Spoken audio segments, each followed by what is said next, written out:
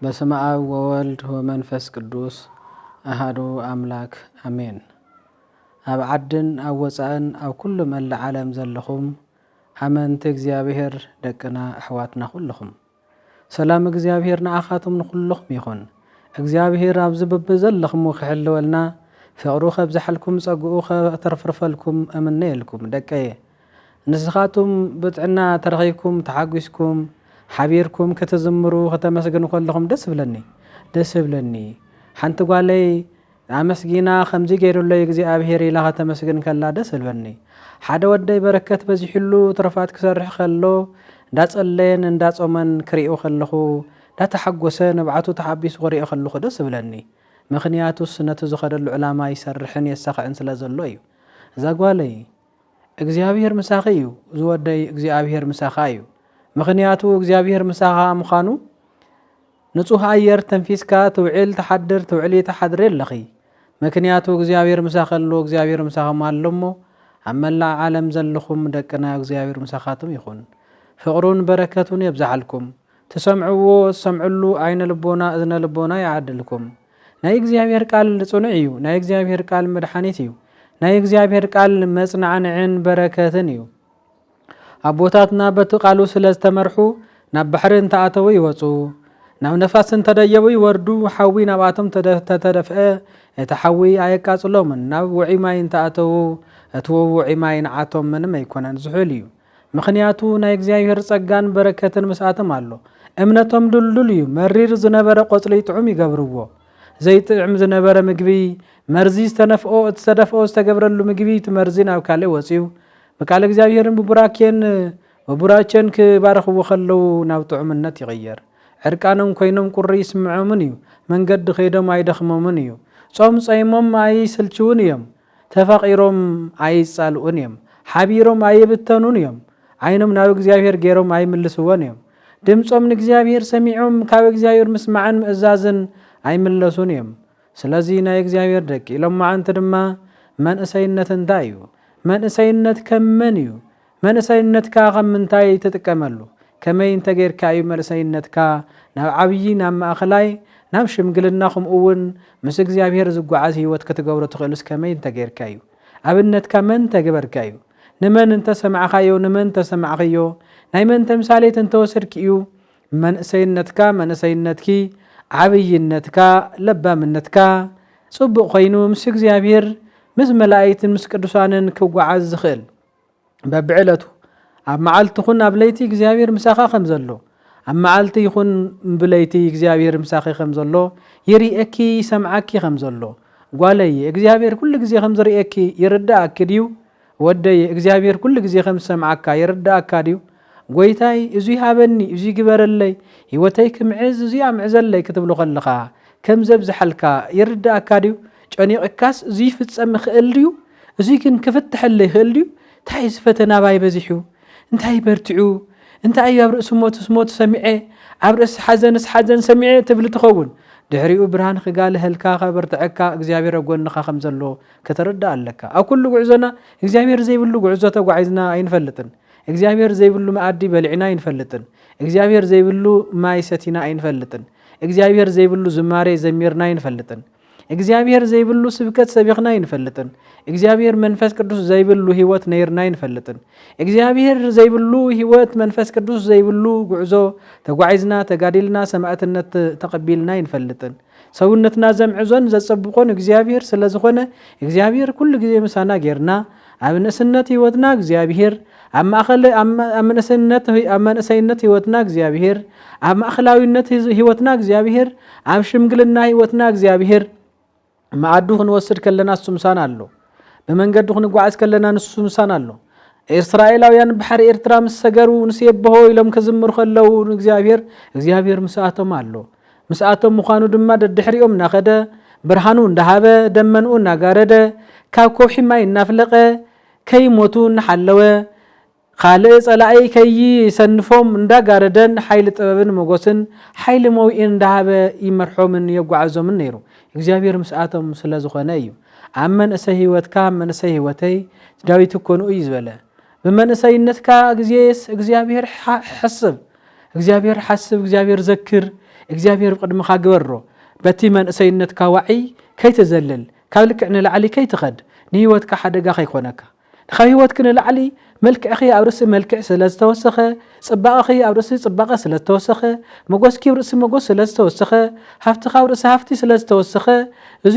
ንመጥቀም ዓለም ዘይኮነስ ንመጥቀሚ ህይወት ክትገብሮ ይግባእ ሐዋርያ ቅዱስ ጳውሎስ ናብ ሮሜ መልእኽቲ ክልእኽ ከሎስ ኣብ ምዕራፍ 8 ቁጽሪ 5 ብመንፈስ ዝኸዱ ህይወት ከም ዝረኽቡ በስጋ ዝኸዱ ግን ምንም ትርጉም ከም ዘይብሎም ምስ እግዚአብሔር እውን ሕብረት ከም ዘይብሎም ኣብቲ መንፈሳዊ ማዕድ እውን ከም ዘይሳተፉ ጸጋን በረኸትን እውን ከም ዘይበዝሓሎም ይዛረብ እዩ ፍቅሪ ክርስቶስ ዘለዎ እግዚአብሔር ኣብ ልቡ ዝገበረ ግን እግዚአብሔር ከም ዘለዎ እዩ ሓይል እግዚአብሔር እውን ይውስኾ እዩ ስለዚ ወደ እግዚአብሔር ኣብ ማእኸልካ መንገድኻ ጌርካ ነንዕለቱ ንኡና ሰማዕኻ ንኡ እናድመጽካ ክትከይድ እዩ ዝግባእ ክንከይድ ዝግባእ በዘይ እግዚአብሔር ህይወተይ ሳይምዕዘን እዩ ረዳአና ኣሎ ይስማዓኒ هخونلي كم زخونون يرداني أبوتاتي كذكرهم كلخص بتعزازنة عنشتي كلام المخلو درق عنشتي نجزاهير بمفكار النبوتاتم بمزازنيو أما نسهيوتهم نبوتاتم سلة تجزيو إن يوحنس هاتير نبابي وانوا كذا زخلو سكت عنشتي درق عنشتي علم لمو ما يستيقولوا وخلو درقيو إلو أيمن لسن كم تين نجزاهير بملو الناس زازو نبوتاتم وين بملو الناس تعزيزميم سلة تعززون درق زنبر عنشتي ناول من لامي وتيس فراوتيس ناي فرت عزازنة نعو بالعو توهايلم تم كالوتو كابل يعميم سلازي نا እግዚአብሔር ደቂ تعزازنتنا فقرنا እግዚአብሔር እንተይ ምናዮ ጉዕዘና ምስ እግዚአብሔር እንተገርና ኮይና እግዚአብሔር ድማ ጸጉ ይብዛሕልናዮ ዘደረቀ ዝባህል እንጨት የለን ብኦ ከውሒ ይባህልና የለን ከውሒ ፈንጽሕማ ይውጽዩ ዝደረቀ ማህፀን ዓለም ሊሙ ሁለድ ዝኽእል በረከት ዘሎ ቆልዓ ይውልድ እዩ ይህብ እዩ ይዕድል እዩ ዘይሰምዕ ዝነበረ እዝኒ ከም ዝሰምዕ ይገብር እዩ زيرئي زنبر عيني كم زرئي قبريو سب حزينو بكاري خمزي لخترف من اسينتي كم زي خوينو حميمة القاري يخترف عسدت دي يخترف بسدت بكا هيوتي كودو زي تمرع خود يخترف زي ولد كود يخترف تبل تحفتي እግዚአብሔር ግን ከመይዝበለ በረከት ኮይ ወቅድማ አዘጋጁ ይላዘሉ አብ ቅድመ ገስ ከመይዝበለ ለምሉም ነገር መራሒኺ አቦኺ ህይወትኪ አክሊል ከእግዚአብሔር ስለዝኾነ نجزاهير حساب كله حساب كله انت خافل كاي فقري نا እግዚአብሔር ودي እግዚአብሔር በረከቱ ይብዛል ካይ ስለዚህ መንሰይነቲ ወድካን እግዚአብሔር ኣብ ዝኾነ ይኹን ኣብ ከተማ ይኹን ኣብ ገጸር ኣብ ዓቢ መንገዲ ይኹን ኣብ ጸቢ መንገዲ እግዚአብሔር ማእኸል ጌርካ ክትኸይድ ይግባ ኣብ ቤት ማእሰርቲ ይኹን ኣብ ደገ ኣብ ዝማሬ ይኹን ኣብ ዝተፈላለዩ አገልግሎታት እግዚአብሔር ማእኸል ጌርና ማእኸል ጌርካ ክትኸይድ ይግባካ اسكي يوسف حاو كرايو من سينت كم مخم يوسف غور يوسف اسكر ايو افت غزي نسو خمزي غبر يلكوا زنغرو سباي نبرن بجكا እግዚአብሔር ዝገልጸሉ ጥበብ ዘይካ እግዚአብሔር ዝሃቦ ምስጢር ናይ መፍታሕ ሕልሚ ከምቱ ንዳንኤል ዝተውሃውን እውን ተዋሂብዎ ናይ ሕልሚ ጸጋ ይርኢሞ ራእይ ተራእይ ግን ኣብ መሬት ኣብ ተግባር እንዳተገልጸ ይኸዶ ነይሩ እግዚአብሔር ከም ዝሰምሮ ዘሎን እግዚአብሔር ከም ዝገልጸሉ ዘሎን ይፈልጥን ይርዳን ነይሩ ንእግዚአብሔር መወዳድርተይ ነበሮን መንእሰይ ህይወቱ እንኳን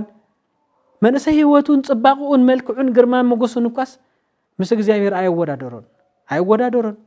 አህዋቱ በመቂነት ክሸጥ ወኸለውስ አይተቀየመውምን እግዚአብሔር ይማኸል ዝገበረ እግዚአብሔር አቡ ዕላማ አንታይ ገይሩ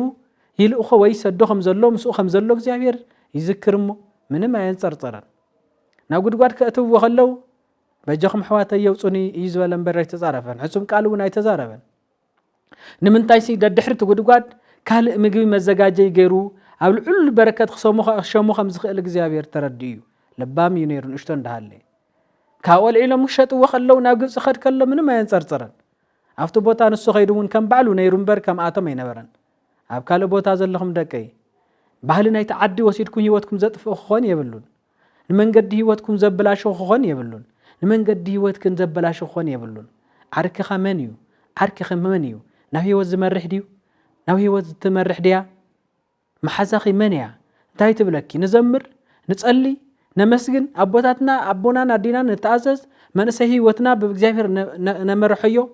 ብእግዚአብሔር መንገዲ ነኽዶ ደትብል ደይብለካ መሓዛኻ ዓርክኻ ንሱ ዝብለካ እንተኾይኑ ጽቡቕ እዩ ከምቲ ዳዊት ዝበሎ እዩ ናብ ቤት እግዚአብሔር ዝወስደካ ናብ ዝማሬን ትምህርትን ዝርከበሉ ህይወትካ ናብ ተጥሕነሉ ዝወስደካ እንተኾይኑ እዚ ጽቡቕ እዩ ዮሴፍ እውን ከመይል ነይሩ ኣብ ቤት ማእሰርቲ ኮይኑ እውን ንእግዚአብሔር ብሕልሙን ብዝረአይዎ ረአይ እንዳፈትሐና መስጠረን ይነግሮም ነይሩ ኣይጭነቅን ነይሩ ዋላ ቤት ማእሰር ተኣትዩ ኣይጭነቅን ነይሩ ንምንታይ ግን ቤት ማእሰር ተኣትዩ ሰሪቁ ዲ ወሲዱ ዲ ኣይኮነን እኮ መንእሰይነቱ ብህይወት ከማዕርግ ስለዝደለየ እዩ ሃፍቶም ደው ዘበልዎ ሰባት ቅድሚት ኮይኑ ኣይሓሰየን ናይ ጲጢፋራ ሰበይቲ ንዓ ክትብሎ ከላ ኣይኮነን እግዚአብሔር ጎይታያ የሰልጠነንን እግዚአብሔር በዚ ኣብ ቅድሚኡ ዘሎ እግዚአብሔር ንሱ ከም ዘይምሃሮ ንሱን ህይወቱ ከም ዘይጠቅሞ ገይሩ ተረዲኦ ይኮነን ኢሉ ክእሰር ከም ዝኾነ ዋላ እንተፈለጠ ምእሳር ይሓሸኒ ኢሉ ካብ ሕማቅ ገይሩ ክእሰር ሕማቅ ከበገበር እንተተኣሲሩ ኮይኑ ሓቂ ተውፅኦ እያ ሓቂ ሓራ ተውፅእ እያ ንእኮ እዩ ጎይታ ብዮሃንስ ኣቢሉ ተዛረበ ተዛሪቡስ ዮሃንስ ዝፀሓፎ ኣብ ዮሃንስ ወንጌል ምዕራፍ 8 ቁጥሪ 31 እንታይ ዝብል በቃለይ ንበሩ በቃለይ እንተ ነይርኩም ናይ ብሓቂ ደቀ መዛሙርተ ኢኹም ሓራ ሓቂ ሓራ የውፅእ እዩ በቃለይ እንተ ነይርኩም ናይ ብሓቂ ደቀ መዛሙርተ ኢኹም ሓቂ ሓራ የውፅእ እዩ ኢሉ ሓቂ እንተ ሒዝኩም ውፅኣት ሓራ ትበሃሉ ኢኹም ደቀ መዛሙርተ እውን ትኾኑ ኢኹም ክብል ከሎ ትምክሕተኛታት ሰባት ሓራ ዝወፃና ኮይና ሓራ ከይወፁና ሃለው ንሕና እኮ ደቀ አብርሃም ኢና ደቀ አብርሃም ብስጋ ጥራሕና ሃለው ብግብሪ ደቀ አብርሃም ዘይኮኑና ሃለው ዘር እግዚአብሔር ኮይና ይብሉ ዘር እግዚአብሔር እንደይኮኑና ሃለው ብተግባር ናይ እግዚአብሔር ስራሕ ዘይሰርሑ ኢዶም ንቅጥለት አንደበቶም ንሓሶትና ተገልገለ እንዳሃለ ህይወቶም ንኻልእግዚኦሞ ንሃለው ደቀ እግዚአብሔር ኮይና እግዚአብሔር ንፈልጥ ኮይና ዝብሉ ሰባት ኮይኖም አንተም ፍትዋት ናይ እግዚአብሔር ደቂ ካብቲ ናይ ዮሴፍ ህይወት እንታይ ትወስዱ እንታይ ትማሃሩላ ኣብ ህይወት እንታይ ይስማዓኪ ንእግዚአብሔር ዘታለል ኩሉ ግዜ ዶ ወይስ ንእግዚአብሔር ብሓቂ ዝተዛረብ ኩሉ ግዜ ንእግዚአብሔር ዘታለል ካሉ ግዜ ድዩ ንእግዚአብሔር ዘታለል ኩሉ ግዜ ድዩ ዝበዝሕ ወይስ ኣብ ቅድሚ እግዚአብሔር ጽቡቕ ዝስራሕ ኩሉ ዛጓለይ ዝወደ ፍቁረይ ናይ እግዚአብሔር ወዲ ፍቱ እግዚአብሔር ይፈትወካ እዩ እግዚአብሔር ይፈትወካ እዩ ይፍቅረካ እዩ እግዚአብሔር ህይወቱ ውን ከክንዳና ዝሃበልና እግዚአብሔር ስለዝፈትወና ስለዘፍቅረና እዩ ናይ መስቀል ሞት እኮ መሪር እዩ ናይ መስቀል ጉዕዞ እኮ መሪር እዩ ናይ ቀራንዮ ጉዕዞ እኮ ከቢድ እዩ እዚ ከቢድ ፍቅሪ እዚ ዝገለጸ እኮ ስለዝፈትወና እዩ ነቲ ዝፈትወክ እግዚአብሔር ሓሲኹ የሪኽ ዛጓለይ ነቲ ዝፈትወካ እግዚአብሔር ዘፍቅረካ እግዚአብሔር ኣታሊልካዮ ዲኻ ዝወደይ ንዕኮ ኣየታለልካዮን ኢኻ ንህይወት ከኣኻ ተታለላ ብብርሃን ክትጓዓዝ እዩ ዝግባእ ብርሃን ህይወት ኣባኻ ክሓድር ብጸላም እንተ ተጓዓዝካ ሞት ስለዝኾነ ብብርሃን ክትጓዓዝ እዩ ዝድለ ስለዚ ወደየ እግዚአብሔር ስለዝፈትወካ ነቲ ዝፈትወካ እግዚአብሔር በሙሉእነት ከተገልግሎ በሙሉእነት ከተገልግልዮ በሙሉእነት ከነገልግሎ እዩ ዝግባእ ከምኡ ስለዝገበረ ዮሴፍ ና ጉድጓድ እንተኣተወ ወፂዩ ናቲ ተሸጠ ናብ ክብሪ ኸይዱ ተተኣሰረ ካብ ቤት ማእሰርቲ እውን ወፂዩ ናይ ንጉስ ሓደ ልዑል በዓል ስልጣን ኮይኑ ንሕዋቱ እውን ክምግብ ዝኽኣለሉ ምኽንያት ብትዕግስቲ እዩ መንገዱ እግዚአብሔር ስለዝገበረ እዩ መንእሰይነቱ ብክጥቀመሉ ዝግባእ ኣገባብ እምበር ብክጥቀመሉ ዘይግባእ ኣገባብ ስለዘይተጠቐመ እዩ መንእሰይነትካ ረኣዮ እንዶ እስከ ሃቦን እግዚአብሔር ህይወትካ ሃቦሞ ከመይ ከም ዝገብር እግዚአብሔር ከመይ ከም ዘማዕርጎ ንምንታይ ከም ዝጠቀመልካ ነንሕድሕድና ነናትና ጸጋ ኣለና ተሂውና እዩ ናይ ዘይምጥቃም ተዘይኮይኑ ነንሕድሕድና ጸጋ ተዋሂውና እዩ ተጸጋ ንሱ ገዲፍና ናብ ካልእ መኻድና ተዘይኮይኑ ጸጋ ተዋሂውና እዩ ኣዳምን ሔዋንን እኮ ናይ ምስጋና ናይ ትንቢት ናይ ብዙሕ ኣዳም ተዋሂብዎ ነይሩ ብዙሕ ጸጋ ተዋሂብዎ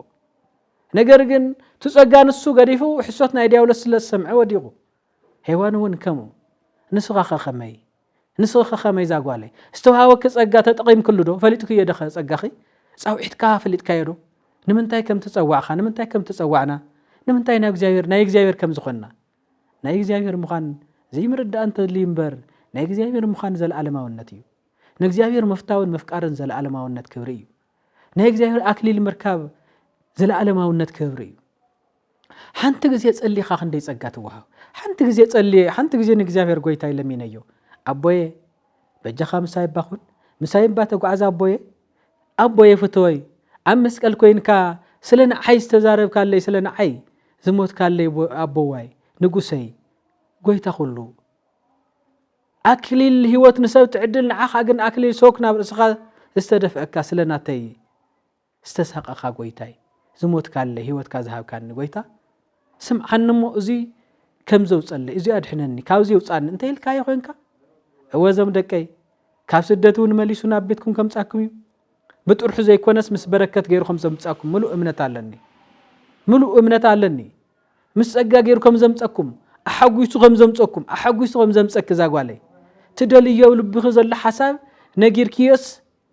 ملئلكي ابزي حلكي كم تمصس فصم امنت يوانس ولا حنتي يزي طراطر زاغوالي طرح خاو እግዚአብሔር አይተፈለይ طرح خاو እግዚአብሔር يتفله ወደ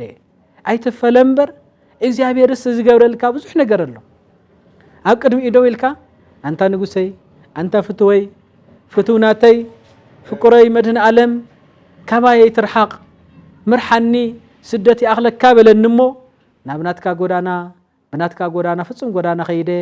ህይወት ክረክብ አኽሊል ክረክብ በለኒ ጎይታ እግዚአብሔር ስለ ንዓይልካ ዝሐመምካ ስለ ንዓይልካ ዝቆሰልካ ጎይታ እግዚአብሔር በጀኻስ መዓን ስእለተይ ተይልካዮ ኩሉ መልእ ይበካ ኩሉ ብዝሒው ናፍታ ትደልያ ንገር የዛጓለይ ጥራሕ ካብ ስደት ትምለሲ ትደሊ ጓለይ ተለኺ ካብ ስደት ክትምለሱ ወንድሌትና እዩ ኩሉ መልኡ ድሌት ልብኽ መልኡ ከምጻከይ እምነተዩ እምነትናዩ ስለ ንዓኻቶም ድማ እግዚአብሔር ይቀበሎ ንጽሊ ክንለምኖ ንጎይታና ነቲ ንጉስና ነቲ ዘይስዕ መሃብ ጳውሎስ ካበይ ዝጸውዖ መሳደድ ነይሩስ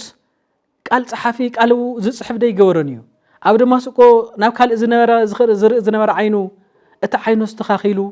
እቲ ምስምዖ ዝተኻኺሉ እቲ ሰውነቱ ዝተኻኺሉ ንዋይ ሕሪ ምሩጽ ኣቕሓ ደይ ገበረን እዩ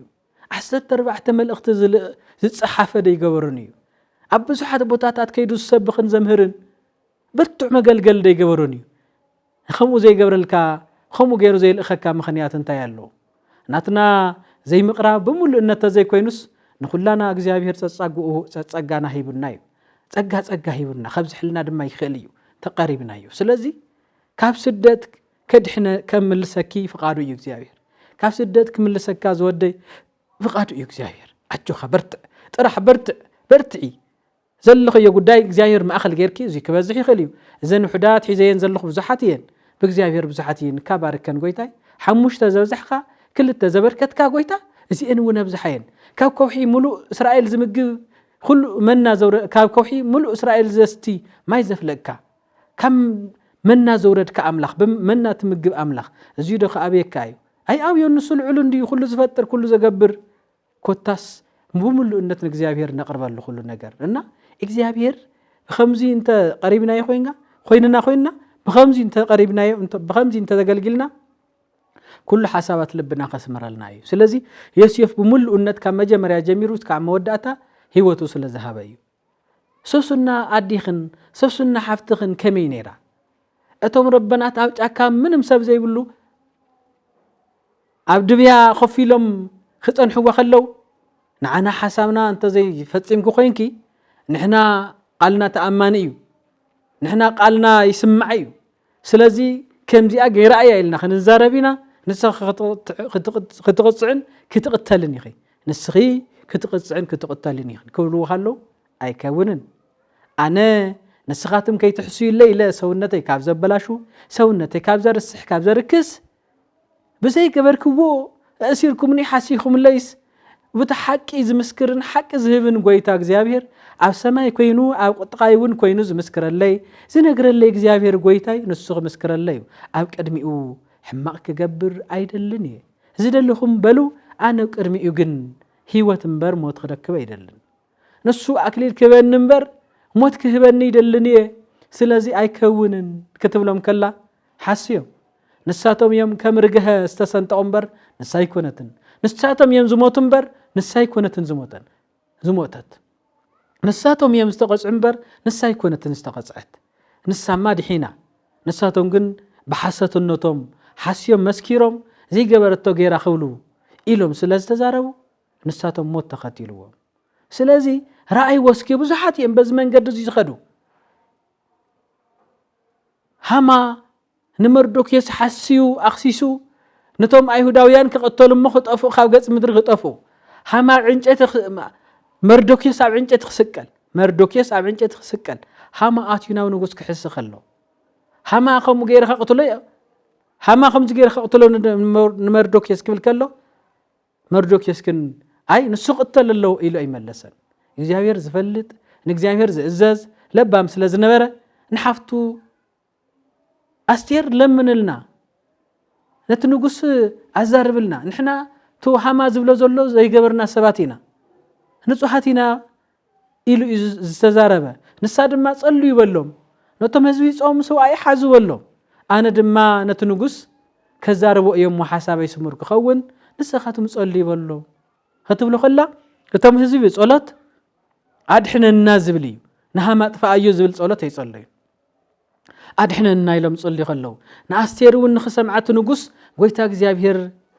مغوسن كبرن أب أحدر الله إلهم يوم صلي هما مردوكيس كسقالالو لنبره مردوكيس كسقالالو زنبره عنጨቲ هما بعلو تسقيللو هما مويتو هيوتون ጉዕዙኡን بእግዚአብሔር ዘይኮነስ بحሶትን ሰው ብምጥፋእን ስለስተጠመሉ እዩ በዚ ዝጥቀመሉ ሰብ ኣብ ጽቡቕ ይከደ ንዙኢና بصبق መንገዲ ንጓዓዝ ብናይ እግዚአብሔር መንገዲ ንጓዓዝ ንእግዚአብሔር ንስምዓዮ ንእግዚአብሔር እንተኣዘዞ መንእሰይነትካ ብናይ እግዚአብሔር መንገዲ ይخد ይኹን ከመኢኻ ህይወትከ መንእሰይነትካ ከተድሕና ትኽእል ከመኢኺ መንእሰይነትኪ ክትመርሕያ ትኽእሊ ከምኡውን ማእኸላዊነቱ ከምኡ ከዓ ምስ ዓበኺ ከመያ ህይወትካ ክትቕፅል ዘለዋ ዝብል ሓሳብ ንቕርብ ዘለና በዚ እዩ ዳንኤል ኣብ ግንባሩ ውሳኔ ወሲኖም እኮ እዮም ከምዚ ዝገበረ ኣብ ዝወርሒ ውሽጢ ንኣምላኽ ዘምለኸ ንኣምላኽ ዝጸለየ ናብ እግዚአብሔር ዝጸለየ ንኣምላኽ ዝጸለየ ይቀጻዕ ኢሎም ክውስን ከለው እኮ ሰሚዕ እዩ መንእሰይ ነይሮፍቲ ግዜ ንሱ መንእሰይ እኮ እዩ እግዚአብሔር ዘይብሉ ህይወት ማንታይ ክኸውን ጸሎት ዘይብሉ ህይወት ማንታይ ክኸውን ገጸይ ናብ እግዚአብሔር ከይገበርኩማ ይውዕልን ይሓድርን ናው ገጸይ ተዘይገረ ደኣ ናብ ሞት እንድየ ናው ገጸይ ተዘይገረ ደኣ ናብ ጣዖት ኣይከውንን መንእሰይነተይ ህይወተይ ምስ እግዚአብሔር ኢሉ ዳንኤል مسكده توم سبات እኳ حسيم حزون كأسرون نام بس ጉድጓድ ተደብረይውን ንሰይሞተን እቶም በሳ በእግዚአብሔር ተፈጥሮ የሞ خبل عوي تأززون دحينو دأمبر سلازي استحتم استعشقه ጉድጓድ هاو خدوري وخلو مانم تأمبساون مسؤ دقيسو بحد دقيسو منبر حد أمبسا كواز تنكفو زبحت صورو يلن مخنياتو منسينتون እግዚአብሔር زهابه ስለዝኾነ أنانيا أزاريا ميسائيل ናቡኮደነጾር ነዚ ስገዱ ነዘዘቀምኩዎ ምስሊ ክብለም ከሎ መናእሰይ እኮ እዮም ነይሮም ንዑ ምግቢ ተመገቡ ንዑ መስተስተዩ ንዑ ጮማ ቁረጹ ተባሂሎም ስቡሕ ቁረጹ ብልዑ ከምድላይኩም ስተዩ ተለሚድኩም ወዝነበርኩም መካይዳ ሕደግዎሱ ተጠቃመ ይኮነን ኢሎም ክሽውድዎም ከምክሩ ከሎ እዚ ዝቀረብ ካልና ምግብን ኣይንበልዕን ንህይወትና መንእሰይ ህይወትና መንእሰነት ህይወትና አቦላሽዩ እግዚአብሔር ነምልኾ እግዚአብሔር አግዲፉ ናብ ካልእ ጣዖት መምላኽ ይወስደና ንስጋና ናብ ምንባሪ ይወስደና ናብ ሞት ይወስደና ናብ ጸላም ይወስደና ስለዚህ ይድልየናን ኢሎም መንገዲ ህይወት ሒዞም መስከዱ ጥረ ኢና ንደሊሎም ጥረ መስቆርጦሙ እቲ ጥበብና ተገለጸሎም እቲ ትብዓት ናበርትዑ ኸይዶም ሓዊ ሃልታ ሓዊና ነደድኽሪ ይወለው ፍጹም ናብዛ ሓዊ ተኣቱ ኢኹም ንእቶ ሃሎ እግዚአብሔር ዘፈጠረች ያነወችያከ እግዚአብሔር ንዓና ንዓኻን ዝፈጠረ እግዚአብሔር አሉ ንሱ ከድሕነና እዩ ተዘይድሕነናውን ንሱ መስከርና ንመውት እዮም ዝበሉ እታ ክብርቲ ዝኾነት ህይወቶምስ ንእግዚአብሔር ጎይቶም ነቲ ህይወት ዝሃቦም እግዚአብሔር ከምስክሩሉ አቅሪቦም በሙሉአ ማለት በሙሉአ ህይወቶም ከይሰስዑ እሞ ኣብ ቤተ መንግስት ኣትዮምስ ሰብ ስልጣን ኮይኖም ክቕመጡ ናይ መንግስት ምግቢ ናተቀረበሎም ብዙሓት ምግቢ በየዓይነት ምግቢ ናተቀረበሎም ብልዑ ስተዩ ናተባሃሉ ዝተሾሙ ሰባት ዝስልጥኑ ዘለው ሰባት ባይድሊናንሱ ኣብ ምድር እኳ ተጸበቀ ኣብ ሰማይ ይጽብቁን ኣብ ቅድሚ ህዝብ እኳ ተጸበቀ ኣብ ቅድሚ እግዚአብሔር ይጽብቁን ኣብ ምድር እኳ ተጻዓመ ኣብ ሰማይ ኣይጥዕምን ኣብ ምድር ህዝብ እኳ ተጣዓመ ኣብ እግዚአብሔር ኣይጥዕምን ኣይጽብቁን ኣይድሊናን ወላ ነፍተ ሓውት እተኻና መስከርና ንመውት እዮም ዘሉ እግዚአብሔር ድማ ይሕፈሮምን ሰሚዕዎም ትዝሪኦም ዘሎ ትሰምዖም ዘሎ እግዚአብሔር ናይ ካልኦት ኣብነት ተምሳሌት ኮይኖም እኳ ተቀሚጦም ኣብ መጽሐፍ ቅዱስ ተጻሒፎምስ ብርቱዓት ተባሂሎም ተቀሚጦም ማለት እዩ መንእሰይነቶም ንጽቡቕ ዝተጠቐሙ ብዙሓት እዮም ናዘይርአ ዝረአዩ ሰባት ግን ተቐጽዖምሉ እግዚአብሔር ጸጋ ሂቦምስ ናዘይርአ ዝረአዩ ሰባት ግን ተቐጽዖምሉ ረአዩንዶ አዶ ሳምሶም ሰበይት ማንሄ እግዚአብሔር ውላድ ንኸባ ጸልያ ولاد ما هيوا كما هصنا ديو نازراو زخنه حيل موغوسن طببن نمبساكو زشنف حيلي موغوس مانم كشنفو بزيكل بسنسلتن تاثروا بخلق تاثروا كشنفو زيكل حيال حيلي كاب እግዚአብሔር ተዋህይዎ ነገር ግን ታይ ትብል ትእዛዙን ውሳተው ሃይዋ ተዋህይዋቶ ዓይንኻ ግን ናብ እግዚአብሔር እንበር ዓይንኻ ግን ናብ ኣመንት እግዚአብሔር እንበር ዓይንኻ ናብ መምለኽቲ ጣዖት ከይትገብር ዓይንኻ ናብ ህዛብ ከይትገብር ካብ ህዛብ ንዓኻ ከይትገብር ኢሉ ግን ትእዛዝ ሂቡ እግዚአብሔር ከምታ ንሳኦል ዝበሎ ንግስና ክበኸሎ እቲ ንግስኑ ብናይ እግዚአብሔር መንገድ እንበር ብናይ ምድር መንገዲ ከኽድ ከም ዘይብሉ ነጊሩ ማለት እዩ ስለዚህ እግዚአብሔር ንኡውን ዓይንኻ ናብ ካልእ ከይትገብር ሓይሊ ሂበካ ሞገስ ሂበካ ጥበብ ሂበካ ምስጢርካ ዕላማኻ ውሽጢ ልብኻ ሒዝካ ንኻልእ ከይሽረፍካ ዕላማኻ ኣብ መንገዲ ብምስራሕ ከተርእዮ እምበር ዕላማኻ ንኻልእ እውን ናዘርዘርካ ተኮይኑ ዕላማኻ ከይወዳእኻዮ ዕላማኻ ከይፈጸምካዮ ዕላማኻ ዝበፅሕካዮ በፅሕካዮ ተሸሪፉ ተፈርፊሩ ተሸርሽሩ ይጠፍእ ይድብረ ማለት እዩ ስለዚ ሳምሶም ድማ እቲ ዝሃዋ ዓይኑ ንእግዚአብሔር ክሪኤሉን ናብ ኣመንቲ እግዚአብሔር ክሪኤሉን ዝግብኦ ናሃለየ ናብ ደሊላ ናብ ካልእ ምስራኤሉ ሞት ሒዛ መጽያ ተረየቱ ሞት ሒዛ መጽያ ሰውዲቃቶ ጥፊኣቶ ትህልፍ ነፍሴ ምስለ ኢሎፍሊሉ ምስ ኢሎፍላውያን ኣፎቅ ተደምሲሱት ንኣቶም ተደርሚሶም ስውደኡ ክመውት ክኢሉ ማለት እዩ ኩሉ ሓይሉ ተገፊፉ ተወሲዱ ማለት እዩ እዚ ጥራሕ ኣይኮነን ዳዊት እውን እግዚአብሔር ከም ልበይ ዝበሎ ሓያል ዳዊት ብዙሕ ንግስና ካብ መጀመርያ ከመነሰይነቱ ዝመረጾ ብዙሕ ዝሃወ ዳዊት ምንባዕሉ ዓይኑ ናብ እምበር ዓይኑ ናብ ካልእ ክገብር ከም ዘይብሉ ነጊርዎ እግዚአብሔር ኣምሂርዎ እግዚአብሔር ነገር ግን ሓንቲ መዓልቲ ዓይኑ ናብ ካልእ ምስ ገበረ ናብ ቤርሳቤህ ምስ ገበረ ዓይኑ ብዙሙት ወዲቑ ምስ ወደቐ በኣ ብዙሕ ቅፅዓት ተቐፂሑ ብዙሕ ቅፅዓት ስለዚ ንሱ ጥራሕ ኣይኮነን ሰሎሞንም እግዚአብሔር ክልተ ግዜ ንወዱ ሰሎሞንም ክልተ ግዜ ተገሊጹሉ እግዚአብሔር ናዛረቦ ማለት እዩ እግዚአብሔር ዳሕራይ ግን ንእግዚአብሔር ገዲፉ ነንስት ክብል ካልኦት بعينه بزرعه نجار نخال نستنخل ناو كال زي إزاز نجار سجدة سلا زخدة إجابير دم قصعت أو كقصعة نوك على سلا زاتولو نودو أحلفو دحريلو تامن قستيقل تتخفيلا مالتي سلازي ذهبنا وهوتو هيزنا نابزق بعد درجة خنبس حنبر سقيلنا بخنتو خنطفو يبلنا رأيو زياتهم عاملنتيو ناتنا هيوت كندي جزء من سجزاير كينا كندي جزء إياخ زميرة كندي جزء إياخ مسكينة كندي جزء خمسويتا كندي جزء خصليا كندي جزء حقه وإمنت صوري إمنت كندي جزء قديسة كندي جزء تقديسة كندي جزء بركة رخيبة أزوي دميرنا من أسينت هيوتنا من سجزاير كخيد بجناي جزاير دمسي خمعز بناي جزاير تسقى خمعز ينعن قبر زلنا نمبر بناي علم كن كون يبلنان كم تقدس ياريد زولو علم الستا ما سنو لذا أفكرا منو طبيب ولباوي زي أمر قبرا بزوهانك أتلت بهمزة أسكيرا علم سي نزفتوا آيات قتله علم نزفتوا آيات قتله علم نزل آيات قتله يعني تيتركولون يشن فاي مسك زاهر كوينو نزفتوا جن بناتا جمد تقليلا بتطوى من علم تقليلا فتوتن المسل دستال المسل هفتز مسل إنك ما تقلت تطفئ نسخاكم زيها نسخاكم ملك عنياها نسخاكم ملك عنياها نأخذ مسل كويلن نأخذ مسل كويلن لا يفك عند حلف لا يفك حلف عنده تاي بقول أخذ أولو توسد النمالات لا يفك حلف لا يفك حلفي ما حد كونك إذا أكل ملك حزكي أزيز معك إذا أكل ملك حزكا أنا تنات كهفت حزي خم كون بزح نكر مجور كله بزح سرح مسرح كله أكيد ما بزح نكر نهلوس سلامون يسمع خيان دها سلامون يسمع خيان دغي تايلو عيني نزدله عيني نزدله هلي كله نزر لي الناس كله غير له يلو بزحات تخلطات بزحات حصبتات